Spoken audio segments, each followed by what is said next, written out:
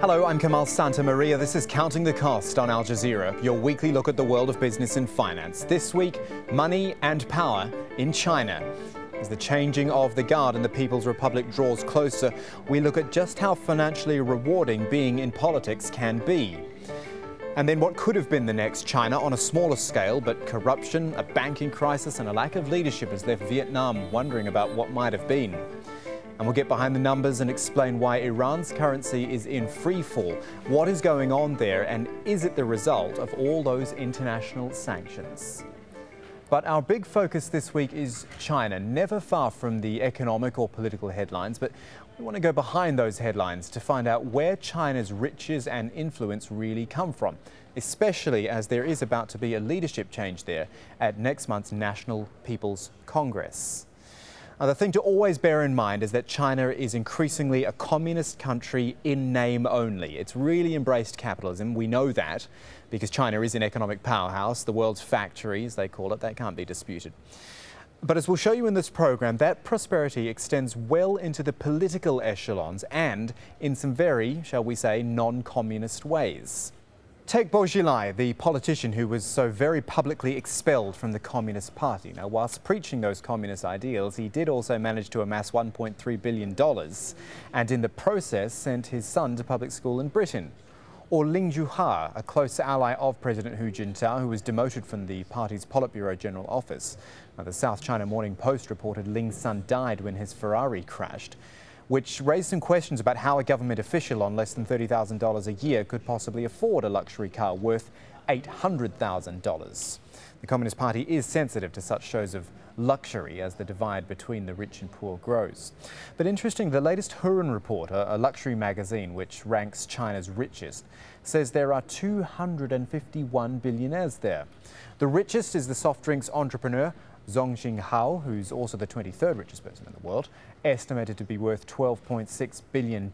Now, note this, he has been selected to attend the National People's Congress, and he's not the only one. In fact, the net worth of the 70 richest delegates at the NPC rose to $89.8 billion in 2011. Compare that to the $7.5 billion net worth of all 660 top officials in the US government, and that includes President Barack Obama. So all of this gives you an idea of where China's headed. There are plenty of people with power and money who will shape the country's future. But look also to the past, because this sort of thing has been going on for a while. For example, the son of the current Premier, Wen Jiabao, is also CEO of Unihub Global Networks and the chairman of China Satellite Communications Company. The son of the current president, Hu Jintao, is vice chief secretary of Tsinghua University. And Xi Jinping, who is likely to replace Hu Jintao and is a bit of a crusader against corruption. Remember his 2-week unexplained absence last month caused a bit of a stir? Well, he's interesting because members of his extended family have substantial business interests. There's no evidence they've been assisted by his position, but according to a Bloomberg report, these interests do include multi-million-dollar investments in companies, rare earth minerals companies, technology companies, all sorts of things. Well, we mentioned the Hurun report in there, and joining us from Shanghai is the man behind it all, Rupert Hujworth. So it is nice to have you with us, Rupert, to discuss all of this. China's rich, and you can interpret that however you want, but it is undeniably well-funded. Where does it come from? If you've made this Hurun rich list for 2012, give us some ideas about who you are and where your money's come from. Well, this year we just released the top 1,000 richest individuals in China. It's for the 14th year that we've been doing this. And the number 1,000 cutoff is $300 million US. Within that 1,000, we've now ranked 251 US dollar billionaires. And so for every one billionaire, let's say, that we've found, there's probably at least one that we've missed. So you can quite confidently say there's about $500–600 billionaires running out there in China. And the main source of wealth has been property. That's sort of been driven by the fact that you've got this massive urbanization program. So you've got all these people moving from the countryside into the cities, and that sort of meant that they've needed places to live, places to work, places to go shopping. So that's really the biggest driver. But you've also seen, there's more recent trends where sort of manufacturing's come back up. There's entertainment, as it's becoming more of a developed country in certain cities. Entertainment, tycoons, if you like, are also up on the up very quick as well. And is there a concentration here, Rupert? Is there, if you actually break down who the people are they concentrated into a political affiliation or into certain families or certain parts of society? I'm just trying to get an idea if all this money is, way up the top end and actually concentrated in a very small area of that upper Chinese society. Well, I think the first thing you've got to remember is that all the money here is self-made. It's very exciting watching this sort of raw capitalism at its rawest. You can compare it to, say, the robber baron period in the US or the Industrial Revolution in the UK, hundreds of years ago, 100, 200 years ago. The average on the rich list is, let's say, 52 years old. So their child is probably just coming out of university now. They're not really in a political class yet. They're not in any class at all. But is it a good thing for these people to be on this list? I'm thinking of comparisons, the Times Rich List or the Forbes 100 or something like that. There's a lot of prestige associated with those sorts of lists. If you're reaching the rich list in China, where it is still a kind of closed society and wealth isn't necessarily flashed around, is it actually a good thing to be on this list? Well, I think it's a bit of a double-edged sword, in fairness. And on the one side, it's great publicity for the company. On the other side, it gives them more, sort of authorities, tax bureaus and whatnot will focus on them.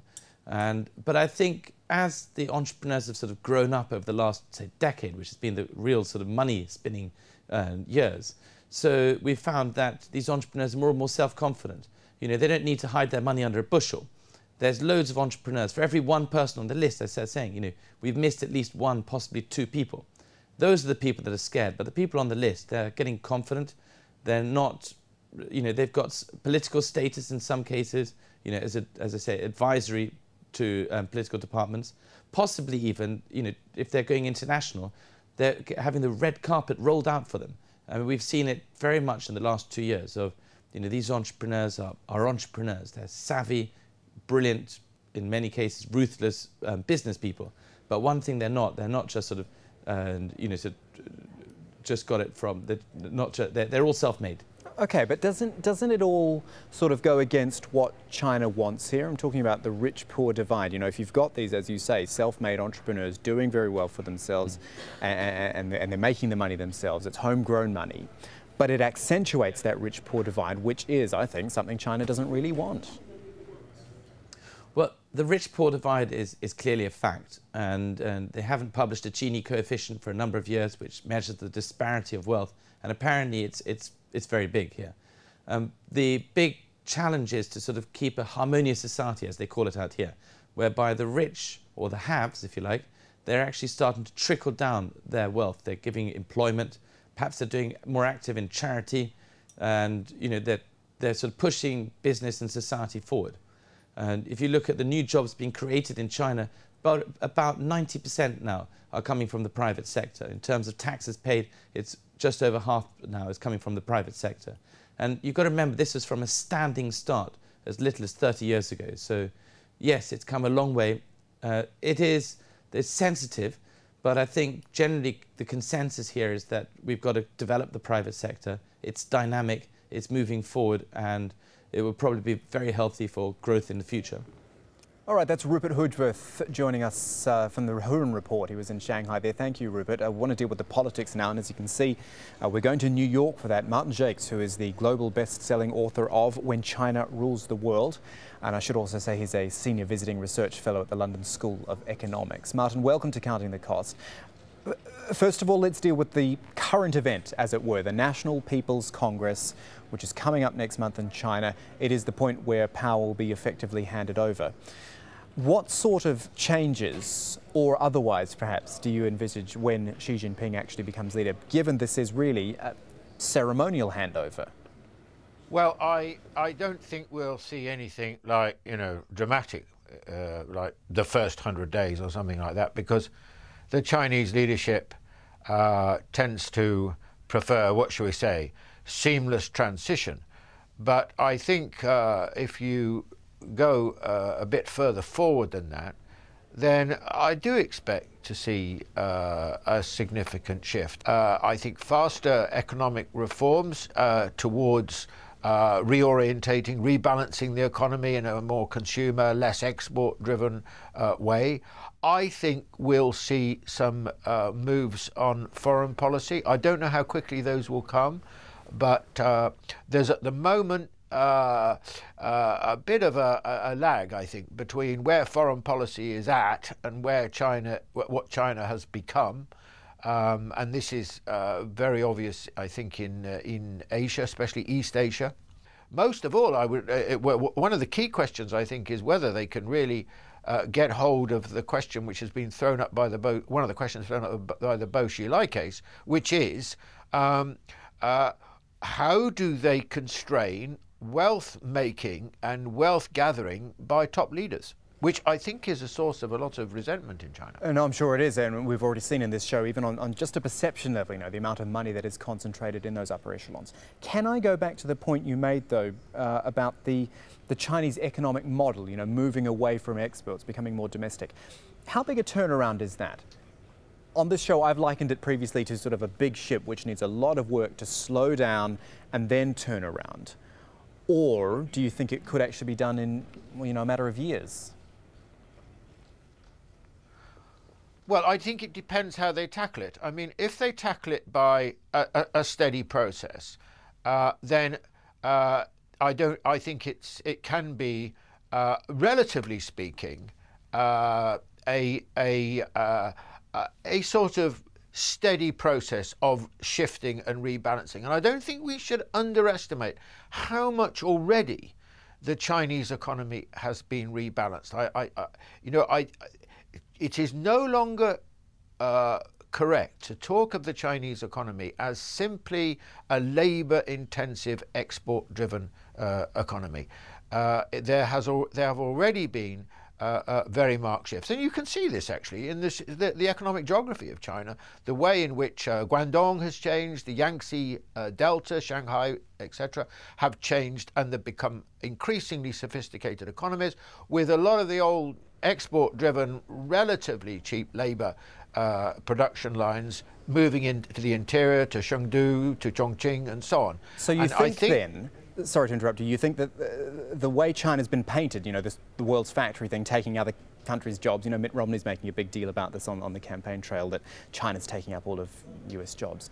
You're saying this is all blown out of proportion, or that it's a narrative that's been constructed to paint China in a certain light, or what is it? Well, leaving Romney on one side, I mean, I assume that Romney's doing it for short-term political advantage. I trust he doesn't really believe a lot of what he says. I hope not, anyway. But I think that's just that's soundbite stuff. That's not real analytical meat. The truth is that the Chinese, anyone who knows anything about the Chinese economy knows it is moving. And, one of the reasons, in my view, why the growth rate has dropped in this period for 7 to 8% without incredible concern on the part of the Chinese government is because that is what they wanted. They want, in the present 5-year plan, the 12 5-year plan, the growth rate was envisaged to be what it's fallen to now, 7 8%. Why? Because at that old breakneck 10% plus was really geared to the economy as it was. And for the new economy, it needs to be a slower growth rate, which is less environmentally damaging and so on. Okay, what about those at the absolute top end of Chinese business? The numbers we've looked at from things like the Hurun report, which show a large number of billionaires, big billionaires these are, in those upper echelons, in those political circles. Is this something that the government needs to, if not, clamp down on? I mean, people have the right to earn money, but at least control better, given the rich-poor divide and the way that it really has expanded in China? Yes, I do think it's an issue of serious concern for the Chinese leadership, and I think that this is why, they're very, they try not to allow the kind of riches that associated with some leading party and government officials to be, as it were, broadcast and available, because I think it is a source of a certain amount of embarrassment and certainly grievance and resentment. I mean, the kind of sums that have been mentioned in the context of the Bo Xilai case, you know, are really out of this world. Now, the trouble in China is that historically that has not been the case. I mean, in the Mao period, for example, I mean, sure, Mao was like an emperor, but, you know, government officials didn't earn loads of money. What's really changed that, of course, is the process of marketization, the opening up of the economy, and the fact that the guys who run the show have, in that situation, the opportunity to make large amounts of money, either, you know, maybe corruptly in some cases. Sure, we know corruption's a serious problem in China, or members of the family who have natural expertise and, of course, have the guanxi, the connections, the reliability in the eyes of others, which are so important. This is very, very important. And so with all that in mind, sorry to interrupt you again, are there divisions amongst the guys running all of this, as you say? Are there divisions in the political hierarchy, or are they, you know, united for the way forward in the Chinese economy? You know, you've mentioned the Bourgeois case a number of times. Things like that expose the cracks, I think. Of course. I mean, what I think, I mean, we don't know a lot, do we? But we did, this was a very important moment, because actually in the Bourgeois Lai case, it was not, you know, a year later or 5 years later we found out about it. It was played out in real time. That was interesting. That was important. Of course, there's lots of things that we don't know, but I'm sure that actually when it first broke with Wen Jiabao's press conference at the end of the National People's Congress in March, then actually what that revealed, looking back on it, was obviously this had been going on for a long time. I mean, these tensions and frictions, there were obviously serious divisions apparent before this. Now, two things here. I mean, first of all, you know, no one should think that when the Standing Committee of the Communist Party, the top 9, maybe it'll be top 7, we don't know what's going to be in the future, get together, it's a question of simple rubber stamping. I mean, these guys are running a vast country, 1.3 billion people, growing like crazy. It's an absolutely fascinating place to be. But the way the Chinese leadership have tried to frame things in this sort of historic era is so that it presents a strong image of unity, first to China, that's the most important thing, to the Chinese, and secondly to the world. And secondly, to try and ensure that the arguments that take place are within certain bounds which don't undermine that leadership. And I think that's the way we should see the whole way in which the Chinese leadership presents itself and what's really happening. And it's Martin Jakes talking Chinese politics with us. Thank you so much for your time, Martin. To Vietnam now, which looked like a promising bet with its communist regime. It could have been the next China, but without the huge population. But political mismanagement, lack of roads and infrastructure, the boom got out of hand. Banks were let off the leash, and what happened next was almost predictable. Banking scandals, property collapses, and despite strong growth, all the signs of deep-rooted trouble. More now from Wayne Hay. The arrival of the cooler months in Hanoi means it's wedding season and everything must be perfect. Every day, hundreds of couples go to the same landmarks in the Vietnamese capital and have their photographs taken. This is when the man behind the camera earns his money, and he's hoping this season will be as busy as ever. The price depends on the album they choose and the location we go to. It's not one price for all. I'll charge $300 to $500. Elsewhere, confidence is not as high. The economy is still growing at 4.7%, but the abandoned construction sites offer evidence that Vietnam is not quite the Asian tiger it was a few years ago. The collapse of the property market has left banks in a mess. Officially, bad debts stand at 10% of their portfolio, but experts say it's probably more like 15% of loans that won't be repaid. Top executives at Asia Commercial Bank are facing charges of illegal business and mismanagement. The communist government has plans to reform the industry, but analysts say it needs to move quickly. They've got to resolve the problem of the non-performing loans in banks. They've got to take serious, difficult decisions about, you know, who is going to lose properties and investments and banks, who's going to pay for it all to get the economy back on track. Inflation is also becoming a concern.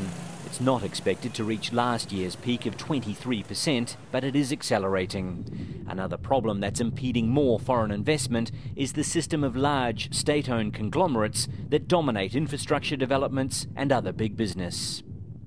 There are many large projects around Vietnam that have ground to a halt, but this is certainly not one of them. This massive bridge is mainly funded by the Japanese. Spanning the Red River in Hanoi, it'll improve the flow of goods from the northern provinces bordering China and will be completed next year. By then, the government says it'll have reformed its policies and the economy will be much healthier. But many of those who have benefited most from the boom years are also in powerful positions.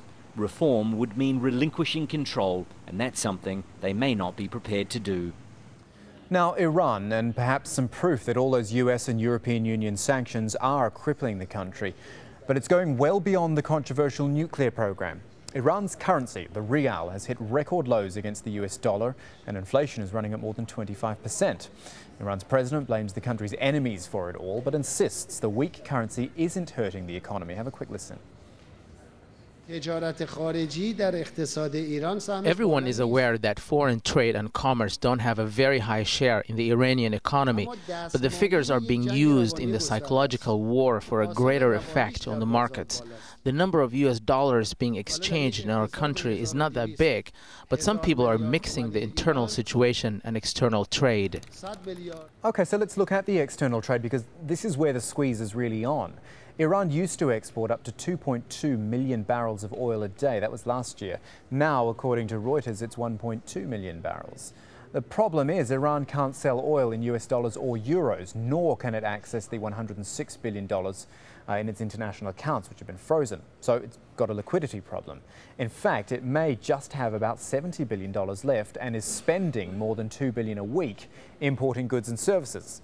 Now, to be fair, there are nations that can buy Iranian oil, but they can't trade in dollars, so there's a bit of bartering going on, if you like. India, for example, is settling its payments in rupees. As much as 45% of payments are in local currency.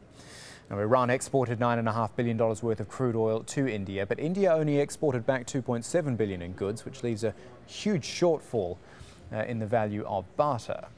As ever, we want to show you the impact on the ground, though, because if you've got a currency that's losing its value, then that's bound to cause some upset. Stephanie Decker looks into that. An appeal to the merchants they call the Bazaris. They're chanting, "Oh, righteous Bazaris, support, support," and shut it down. This is outside Tehran's Grand Bazaar. This internet video is said to show a protest on Wednesday. Al Jazeera can't confirm its contents. What we do know is that there is growing anger here at the out-of-control devaluation of the Iranian rial, as well as its soaring food prices. Another video is said to show shops that did close down. Now it's not clear whether that was in support of the protest or because of security concerns. There are also reports that police used tear gas to disperse protesters in several locations in the capital. Again, it's hard to verify what's going on in this picture uploaded to the internet. Police cracked down on the main currency exchange area in Tehran, arresting illegal money changers and closing down licensed traders. The crackdown was an apparent effort to stop the dramatic fall in value of the rial. It has plummeted by more than a third against the dollar in the last week alone. People have been scrambling to exchange the increasingly worthless rial for foreign currencies. Traders say doing business has become virtually impossible, losing hundreds of thousands of rials a day. It's for the first time that the cause for unrest, that the cause for demonstration are not political, but rather economical. Because in the past, during the past few years, all the disturbances, all the demonstrations have been mainly inspired by the political opposition. This time we are observing a protest by the merchant, by the shopkeeper, by the bazari, by the traditional middle class. But it is also political. President Mahmoud Ahmadinejad blames Western sanctions for the terrible economic situation, and for once the United States agrees with him. But opponents of the Iranian president says it's because of his mismanaged economic policy. Ahmadinejad came to power in 2005, promising he would fix the economy. But almost 8 years later, things have never been worse. And that is where we'll leave you for this week. If you want to get in touch with the show, though, here's how you do it. Twitter's the easiest way. You can tweet me at Kamal AJE, our business editor at Abid Oliver Ali, or you can email either us countingthecost@aljazeera.net. We'll get that right in our inbox. And while you're online, here you go, aljazeera.com/business. You can link onto the CTC page at the top there. We put all our episodes up in full for you to catch up on whenever you like. That's it, though, for this edition of Counting the Cost. I'm Kamal Santamaria from the whole team. Thanks for joining us. The news on Al Jazeera is next.